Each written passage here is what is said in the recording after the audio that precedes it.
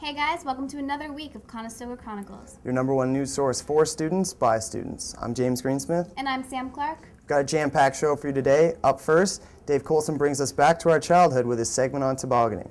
Miranda Frangameni gives us a one-on-one look with a local musician. And Greg Hood is, once again, the man on the street. Stay tuned. No pain, no gain. That's the motto of some practitioners of this sport. Dave Coulson has more on this fun winter pastime. The snow is melting, the sun is shining, and there's not a cloud in the sky. Signals that spring are on the way. With only a few weeks left of winter, there are only a few things you can do to savor the season. One of them is tobogganing. At this local hill, people young and old come to toboggan. One sledder said that she didn't have much of a chance to go this year. Yeah, I just thought I'd go once more before spring because I like feeling the wind through my hair. I'm wearing a hat right now. But yeah, there wasn't a lot of snow this year, so couldn't get it in early, but now I can go, and there's lots of ice too, so that makes it extra fun. A little exciting. It is a fun sport, but sometimes it can be a little dangerous as well. Just make sure you know where you're going. And after all that fun going down the hill, there's one part that nobody likes. Trekking that sled all the way back to the top for another run. Tobogganing is one of those seasonal sports that's fun for the whole family. And you know, sometimes the hills are a little intimidating. I'm going to try my luck. For Conestoga Chronicles, I'm Dave Coulson. And now we'll switch over to Miranda, who sat down with a musician on his way to stardom. I'm here with Jonathan Volpe, the lead singer and rhythm guitarist of the Randalls. Hi Jonathan, thank you for being here with me. Thanks for having me. So can you tell us a bit about yourself and kind of how you got into music? Well, from a young age, I grew up playing music. My whole family's very, very musically inclined. So most instruments that I play, I've grown up playing, and I started at a very young age, like I said. So once we got into high school, we formed a band, and ever since that, it's been going really well for us. So we're just keeping doing what we love.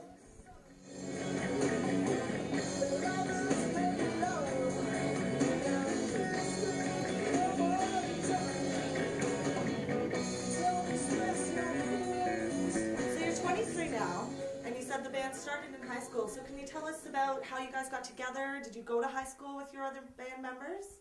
Yeah, the lead guitarist Alex, we were in music class together in grade 10, and I noticed he was a good guitar player, and we had some things in common, so we just decided to form a band. We were actually in a different band before we started the Randalls called LTD, but we decided to separate from them, and we started a new band. We've been doing the Randalls now for like almost 5 years, so it's been working out good. And in those 5 years, is there any gig or event that you guys have done that really sticks out in your mind? Yeah, a couple of years ago we won an Ontario Independent Music Award for a song called Revolver. We wrote it about 8 months before we got the award, and we received the award at the Phoenix Concert Theater, and we also played there that night to a pretty large crowd of people, so it's a pretty memorable event for us. So I understand you have a family member in your band. Your brother Michael is your drummer. Yeah. And so when you guys were growing up, did you always like play music together? Have you done anything else other than the Randalls with him? Yeah, growing up we always jammed together. He played drums a lot, I was always the guitar player. Then yeah, we just kind of had like a musical bond. Like I said, our whole family's really musical, so not just me and my brother, my dad, my mom, my grandparents, and actually the lead guitarist Alex, his grandfather actually played in the band with my grandfather probably like 50 years ago, so it was kind of a coincidence when we formed a band. It's pretty cool. Wow, so there's kind of like old generation ties to your band. Yeah, you could say that, yeah. And does that kind of inspire you guys? Yeah, well, you know, it's pretty special, we think, especially because we write music together and stuff. It's kind of unique in its own way, I guess. So yeah, we kind of cherish that. It's pretty cool. There's like more than one generation of music behind it already, so. Would you say that there's any specific bands, like new or classic rock or anything like that, that kind of, you know, drive you to pursue a career in the music industry? Yeah, there's like lots of bands that we look up to, definitely. I mean, old and new. We try to expand our musical horizons a lot, meaning we listen to a lot of different music and try to incorporate it to our own. So we got lots of different influences from obviously like the old classic rock, Beatles, Rolling Stones, Led Zeppelin, to like new stuff, Kings of Leon. We're a pretty big fan of that band right now. We try and look to as many bands and as many places for inspiration as possible, just so we can stay fresh. Someone like me, whoa, whoa.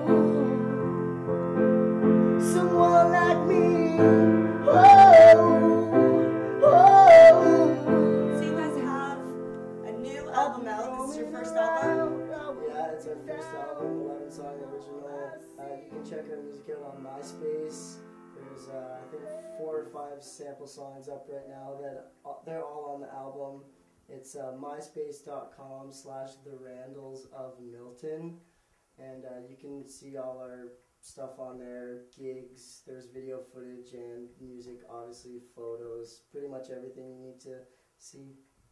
Well, thank you so much for coming in, Jonathan. Thanks a lot for having me. For Conestoga Chronicles, I'm Miranda Frigameni. And next up, we have Greg Hood, who is, where else? On the street. I'm Greg Hood, and this is what I'm burning on this week. First off, let's start with the Olympics. Every Canadian's fanatical over winning the gold medal in our national sport. But what I'm really upset about is the guy who scored the goal to win it for our country. Yeah, Sidney Crosby, yeah, he's the face of hockey.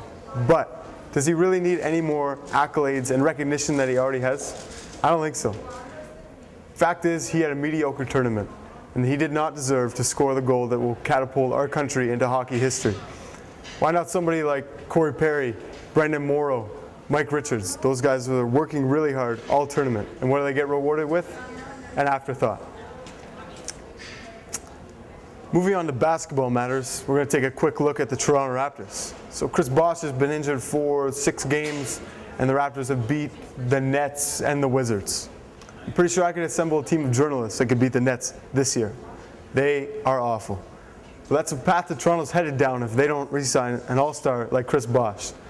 The guy makes their team formidable and allows them to be competitive for years to come. To anybody who says that they shouldn't be re-signing him, you're dead wrong. So Chris Bosh, get well soon. And moving on to the topic that's got me burning the most, the Toronto Blue Jays. Not the Toronto Blue Jays club, but the Toronto Blue Jays fans. All we hear is whining, complaining about how we're not going to win this year, we're not going to win this year. Yeah, we know, we're not supposed to win this year. We trade Roy Halladay, we accumulate draft picks, we accumulate young talent. Why? Because we want to win 5 years down the road. It's not practical to win this year. When you're competing against the Yankees and the Red Sox and now even the Tampa Bay Rays, you need a better plan for success. What J.P. Riccardi did was driving this team into the ground. We should all be grateful that Alex Anthopoulos is here to general manage this team appropriately and correctly. So go out to the games and support your team, because what we're doing is only better in the long run. And that's what I'm burning on this week. I'm Greg Hood. Well, that wraps up another edition of Conestoga Chronicles. I'm James Greensmith. And I'm Sam Clark. We'll see you guys next time.